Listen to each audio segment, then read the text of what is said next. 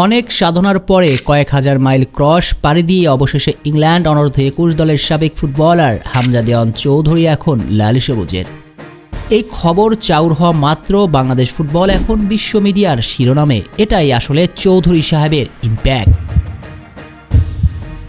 তাতেই কোনো সন্দেহ নেই, বাংলাদেশি প্রবাসী তারকা ফুটবলার যারা মাতাচ্ছেন বিভিন্ন দেশের লিগ, তারা আগামীতে হামজার পদাঙ্ক অনুসরণ করবেন। আর হামজার পদাঙ্ক অনুসরণ করতে চলা প্রবাসী ফুটবলারদের তালিকাটাও বেশ লম্বা। এই তালিকায় নতুন সংযোজন দ্য গ্রেট ক্রিস্টিয়ানো রোনালদোর বিপক্ষে মাঠে নামতে চলা 19 বছর বয়সী ফুটবলার রিকোতো হাশিমোতো। এই তরুণ মূলত এশিয়ার ফুটবলের পাওয়ার হাউস জাপানের টোকিওতে জন্ম নিয়েছেন, জাপানে বেড়ে উঠেছেন এবং জাপানের যে ওয়ান লিগের ক্লাব ভিসেল কোবের হয়ে বর্তমানে খেলছেন।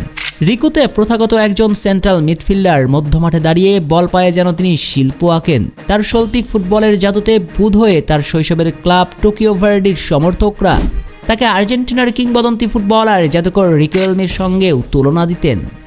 যে ওয়ান লিগে টোকিও ভার্ডির হয়ে এই তরুণ খেলেছেন মোট 6টি ম্যাচে। এরপর এসেছেন নতুন ক্লাব ভিসেল কোবে। সবচেয়ে চাঞ্চল্যকর তথ্য হচ্ছে তিনি ক্রিস্টিয়ানো রোনালদোর বিপক্ষে মাঠে নামার অপেক্ষায় আছেন, কেননা তার দল ভিসেল কোবে অংশগ্রহণ করছে এশিয়ার ফুটবল ক্লাবের শ্রেষ্ঠত্বের আসর এএফসি চ্যাম্পিয়ন্স লিগ এলিটে, যে আসরে খেলে থাকেন ক্রিস্টিয়ানো রোনালদোর মতো মহাতারকা। আর ভিসেল কোবে আল নাসরের বিপক্ষে খেলতে নামলেই এই ফুটবলার মুখোমুখি হবেন রোনালদোর। যদিও ইতিমধ্যে এএফসি চ্যাম্পিয়ন্স লিগে হয়ে গিয়েছে তার অভিষেক, আর অভিষেক ম্যাচে মাঠে ছিলেন 75তম মিনিট। গোল ও অ্যাসিস্টের দেখা না পেলেও নিয়েছিলেন 3টি শুট। এছাড়া লেফট মিডফিল্ডারে দাঁড়িয়ে দ্রুতি ছড়িয়েছেন পুরো ম্যাচে।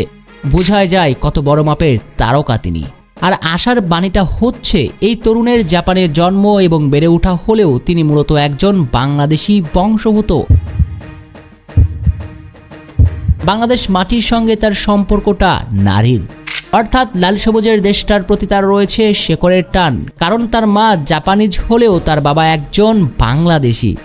কিন্তু প্রশ্ন আসতেই পারে, জাপান ফুটবলে এমন উজ্জ্বল ভবিষ্যৎ রেখে বাংলাদেশের হয়ে খেলবেন এই তরুণ ফুটবলার, তার কনসেপ্টটা কি? বলি, কনসেপ্টটা তো খুবই সহজ। হামজা দেওয়ান চৌধুরী। হামজা চৌধুরী লাল সবুজের মায়াতে পড়ে ইংল্যান্ড ছেড়ে চলে আসতে পারেন, তবে কেন তিনি জাপান ছাড়বেন না? অবশ্যই শেকড়ের টানে দেশের মায়াতে রিকোতো হাশিমোতো লাল সবুজের জার্সিতে মাঠে নামবেন। আর হামজার সঙ্গে জোট বাঁধলে নিঃসন্দেহে বাংলাদেশ হয়ে উঠবে দক্ষিণ এশিয়ার অপরাজয় দল। শেখ শ্রাবণ অনিক, টিভি স্পোর্টস।